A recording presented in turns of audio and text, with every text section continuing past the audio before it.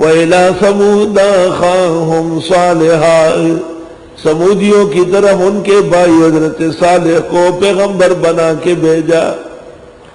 قَالَ يَا قَوْمِ اعْبُدُوا اللَّهَ، حضرت نے فرمایا اے میری قوم اللہ کی عبادت کرو، مَا لَكُم مِّنْ إِلَٰهٍ غَيْرُهُ، نہیں ہے تمہارے لیے معبود اس کے سوا، قَدْ جَاءَتْكُمْ بَيِّنَةٌ مِّن رَّبِّكُمْ، یقیناً آ گئی تمہارے پاس روشن دلیل تمہارے رب کے ہاتھ سے۔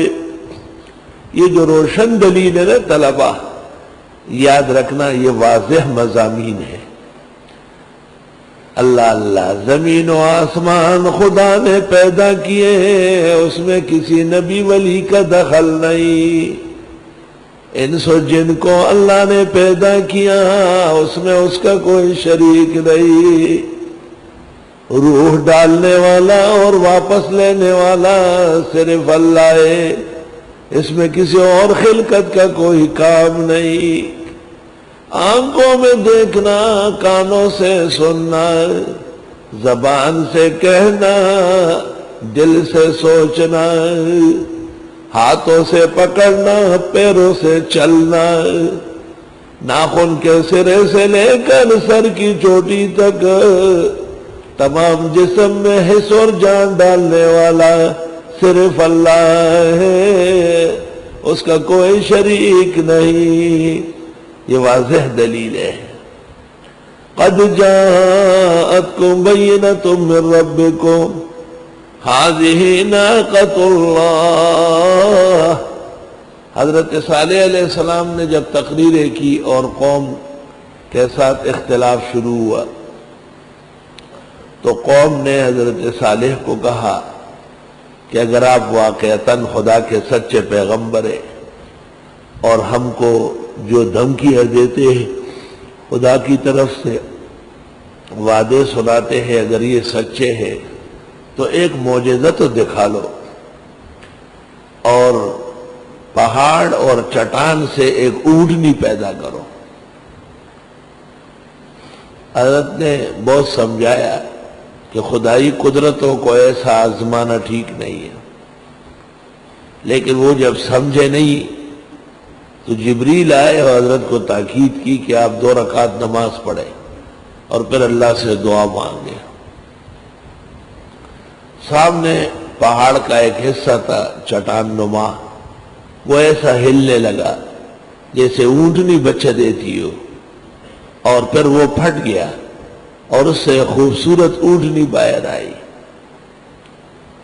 تھوڑی دیر بعد وہ بھی بیٹھ گئی، اس نے بھی بچی دی۔ ساری قوم نے یہ معجزہ دیکھا، لیکن ضدی اور عنادی لوگ تھے، انہوں نے کہا صالح ساحر اور جادوگر ہے، بھلا پتھر سے اونٹ کہاں نکل سکتا ہے۔ حضرت نے بہت سمجھایا اور ایمان لانے کی دعوت دی۔ جب وہ ٹس سے مس نہیں ہوئے تو آپ نے کہا اب آخری موقع یہ ہے کہ اس اونٹنی کا خاص خیال رکھو اور اس اونٹنی کی بے ادبی کبھی نہ کرو۔ اگر تم سے اس اونٹنی کی بے ادبی اور بے احترامی ہوئی تو شاید تم پر عذاب الہی جلد آ جائے گا۔ کچھ عرصے تک تو ان لوگوں نے اس بات کی پابندی کی، لیکن وہ اونٹنی ایک تو لمبی چوڑی تھی، دوسرا وہ جب جنگل میں نکلتی تھی تو قوم کے جانور بھاگ کے واپس آ جاتے تھے۔ لمبی چوڑی ایک شان تھی۔ اخیر قوم میں اور صالح علیہ السلام میں فیصلہ ہوا کہ ایک دن حضرت کی اونٹنی چرنے جائے، وہ لوگ مویشیاں گھروں پہ رکھیں، اگلے دن مویشیاں چرے، اونٹنی گھر پر رہے۔ ایک ناکارہ چلن کی عورت تھی، اس کے کچھ لوگوں سے خفیہ آشنائی تھی، اور اس نے اس بدبخت کو کہا، صالح بن قزار نام تھا اس کا، یا قزار بن صالح، کہ میں کب تک تیرے ساتھ چوری چپکی ملتی رہوں گی، بہتر ہے کہ ہم کھل کر نکاح کر لیں، لیکن شرط یہ ہے کہ میری مویشیوں کو صالح کی اونٹنیوں سے تکلیف ہے، کسی طرح اس اونٹنی کو ٹھکانے لگاؤ۔ وہ اونٹنی دن بھر جنگل میں چرتی، شام کو جیسے مویشیاں گھر آتی ہے وہ حضرت صالح علیہ السلام کے گھر آ جاتی۔ راستے میں یہ لوگ کھڑے ہو گئے تلواریں لے کر، جب وہ گزرنے لگی پیچھے سے حملہ کیا، اس کے کونچے کاٹ ڈالے، وہ گر گئی اور مر گئی، اور اس کا جو بچہ تھا وہ روتا ہوا پہلے صالح کے گھر آیا، اور پھر وہاں سے سیدھا اس چٹان پہ جا کے ایک فریاد کی، اور چٹان دوبارہ پھٹ گیا، وہ اندر چلا گیا۔ حق تعالیٰ نے صالح علیہ السلام کو کہا کہ اب آپ کے بال بچے اور آپ پر ایمان لانے والے فوراً آبادی سے باہر ہو جائیں، میں اس پورے شہر پر عذاب لانے والا ہوں۔ چنانچہ جبریل آیا اور اس نے ایک ہیبتناک آواز نکالی، ہر شخص اوندے منہ گر گیا، اور دل گوشت کے ٹکڑے کی طرح اس کے دانتوں اور منہ میں پھنسا ہوتا تھا۔ اسی طرح یہ بدبخت سارے تباہ و برباد ہو گئے۔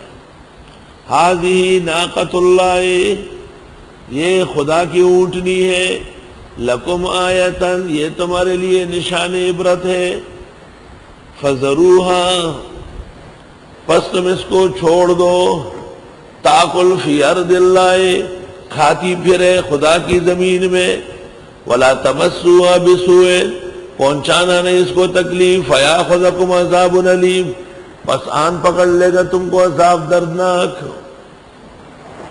غور فرمائیے کہ یہ خدا کی اونٹنی ہے اور اس کو تکلیف پہنچانے سے تمہیں عذاب آئے گا۔ تو جو خدا کے ولی ہے اور خدا کے نبی ہے اور اللہ تعالیٰ کے عباد صالحین ہیں، ان کو تکلیفیں پہنچانے سے لوگوں کا کیا حال ہوگا۔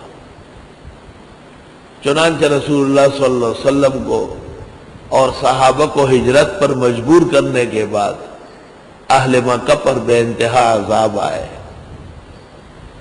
اور حضرت پر ایمان نہ لانے کی صورت میں ایک عذاب ایسا آیا تھا کہ لوگ پرانے مشقیں کھا گئے، اپنے بچے بیچتے تھے اور چھوٹے بچوں کو کاٹ کر کے ان کا گوشت کھایا جاتا تھا، اور قسم قسم کی تکلیفیں ان پر آئی۔